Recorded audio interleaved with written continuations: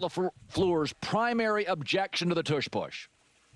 They don't think it's a football play. And, you know, one thing that was interesting to come from the room now, you know, a couple days ago when they first met on this, you know, Jim Harbaugh and Mike Vrabel brought up some of the holes in the way the rule is written. And can you, I mean, the most Harbaugh thing ever, can you put 2 extra guards on the field and line them up behind the guards and push the guards because you're not pushing behind the center? Vrabel asked the same thing. Can you take the quarterback and move him behind the guard and then push him behind the guard? So there were some holes in how the rule was written. Howie Roseman was passionate about this in the room and saying that there's no injury data that says it's more dangerous. The league comes back and says, well, actually, we think based on the posture of the player that this could lead to major head and spine injuries. Not that it hasn't yet, but that certainly is a concern.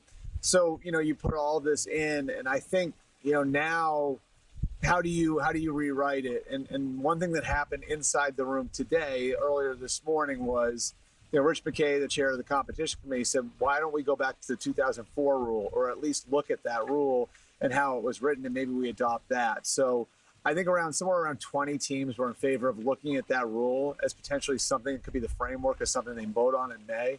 And it's interesting, Colin, like when they took the rule out 20 years ago, the reason they took the rule out was because what was happening downfield, and you'll remember this, is there were guys getting pushed into the end zone downfield, and when they'd flag it, it was hard to tell if you had a scrum downfield, whether or not, you know, an offensive player coming in was trying to block the defensive player or push his teammate across the line. So is that less of a concern now? Is there a way to address that and how you write the rule? I think it was just there were too many things on the table and too many concerns to pass it now, but the fact that they're tabling it until May shows the league has a real desire to get something done before the season. I just saw a headline this morning. Steelers are very Okay.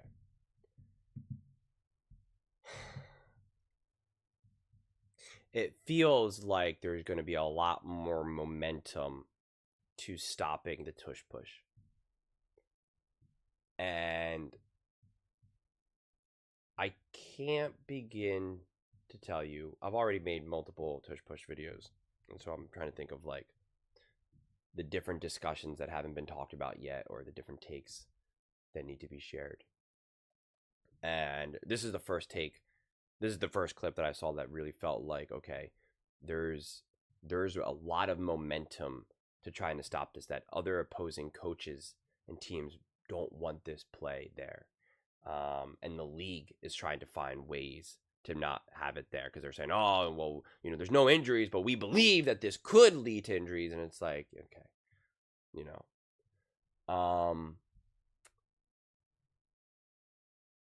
I can't begin to tell you how awful of a look this is, that when the Eagles go to 2 Super Bowls in 3 years and win the Super Bowl, that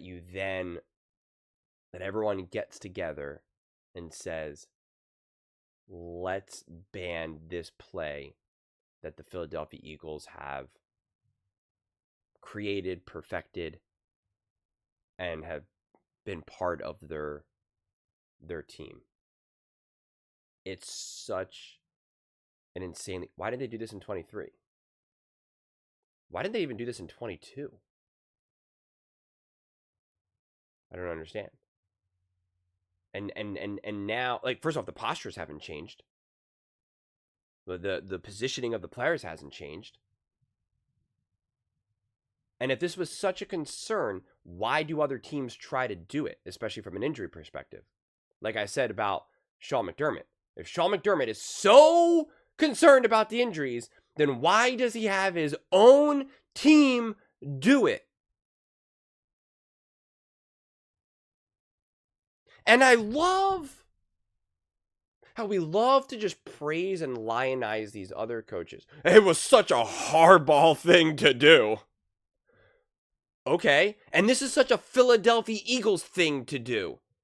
To find a way to win. To find a way to build great teams and win Super Bowls. To be consistently competitive. To have the second most playoff wins since in the last 25 years, second to only the New England Patriots. to have more Super Bowl appearances than majority of teams have playoff wins. So where's the lionizing of that? It was such a hardball thing to do. All right, well, this is such a Sirianni thing to do. This is such a Howie Roseman thing to do. To go out and draft and build a monster of an O-line. And understand that he has a monster of a quarterback who's also kind of small and compact at the same time. And that this works.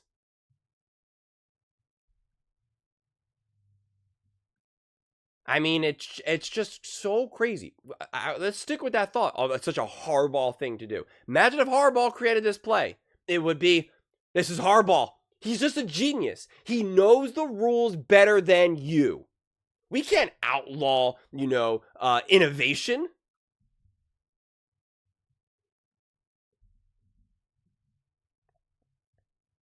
Why are we saying that? Why aren't we saying that?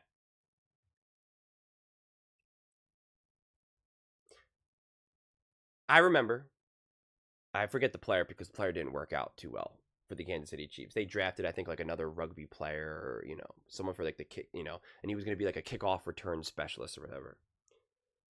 And it was with the new rules. And I remember Nick and a couple other people were like, this is just a genius of Andy Reid. There's new kickoff rules and this or that. And Andy Reid already has a plan on how to maximize it, how to exploit it. Because he's a genius.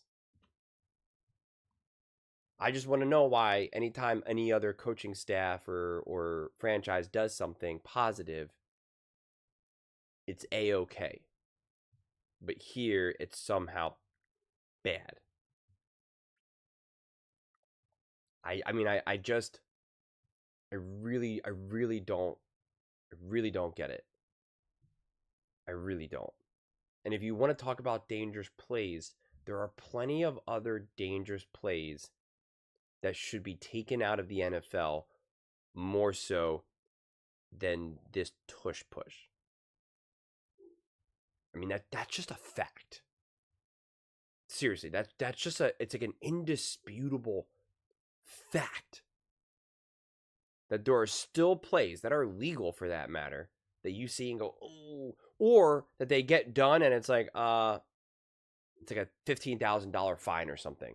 Or just like a 15-yard penalty, and you're just like, oh. You can still knock someone's head off and essentially end them, and it's just like a 15-yard penalty, maybe like a $20,000 fine or something. Like, that's it. And yet it still happens like definitely once a weekend, without a doubt. That you see a play once a weekend where you're like, oh. The NFL has worked hard to remove those types of plays from our game. That's what the commentators always say. And it's like, all right, well then have like real repercussions for that play. 4-game suspension, can't do it. Then that play immediately no longer exists in the NFL. It just ends there. Nobody would even dare to try to make some of those hits that they do because the risk would be too great. Boom, got rid of it, done. Problem solved. But they don't do that, obviously. And I'm not even advocating for them to do that. But I hate the pearl clutching and acting like you're prioritizing something that you're actually not in that regard.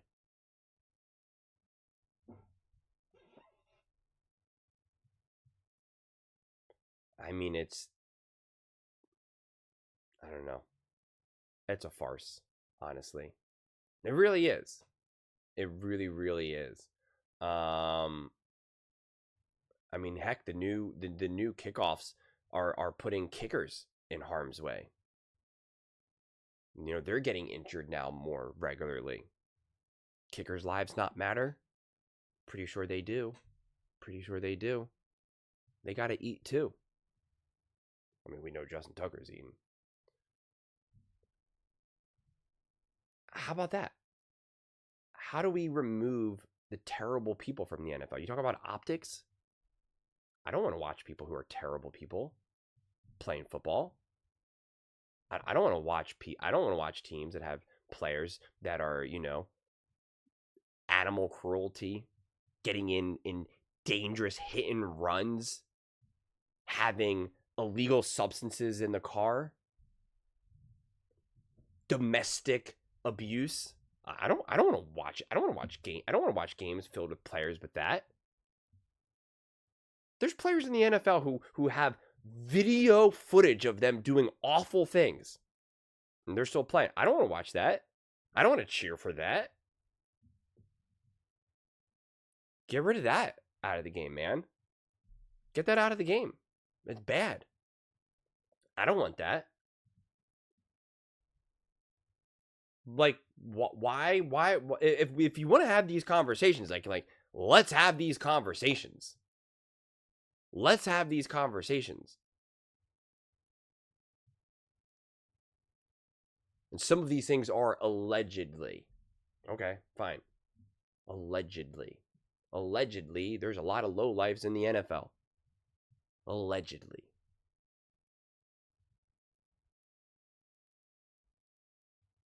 The pearl clutching, the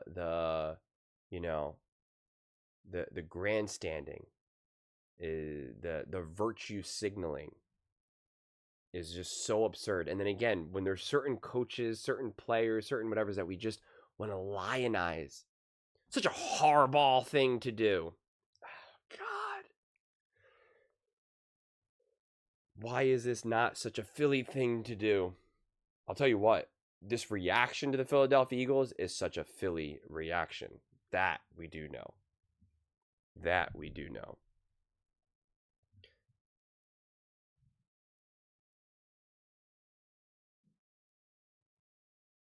It's just, yeah. It's pretty funny. It's pretty funny. Where was this momentum in 22 and 23? That's what I want to know. That's what I really, really want to know. Where was this momentum in the beginning of the season when the Eagles were struggling? When they were talking about firing Nick Sirianni and Carson Wentzing Jalen Hurts? Where was this conversation? Where was this conversation even during the regular season when they were going on a win streak? Where was this conversation? Nowhere to be found. Nowhere to be found. It was weird. Sean McDermott really liked that play until he couldn't do it against the Kansas City Chiefs. And he lost because of their inability to figure out how to convert short yardage with Josh Allen, the monster and tank of a quarterback. The quarterback who you put in harm's way like 15 times a game. And you want to talk about health and safety of the players? Miss me with your absolute nonsense. God, the lying that people engage in, the deceit, the delusion, the manipulation, it really is so boundless. These guys, the NFL, it's such a perfect microcosm of everything else that goes on in the world. I mean, it really is. And we get such a more intimate front row seat to all of this. To the people who have power, how they want to manipulate things, how they want to manipulate rules, regulations, how they want to wield their own power to get what they want. Like it's actually kind of it's actually fascinating. It really, really, really is fascinating. And again, to see the lies and the manipulation and the politicization of it, it's pretty entertaining if I look at it through that lens. And I see people who I normally think as being really smart and real as just a bunch of fools. As just a bunch of fools. I can't take you as seriously when you say the things that you say. I once upon a time thought you were smart. Now I'm talking about certain coaches and stuff. I once upon a time thought you were smart and honest and grounded now I just think like, yeah, you know football better than most people, so you became a head coach, and you have success because you understand how defenses work. Outside of that, I don't think your opinion matters very much. But those are just my thoughts. I'd absolutely love to hear yours. What do you guys all think about this a truly endless discussion on banning the tush push?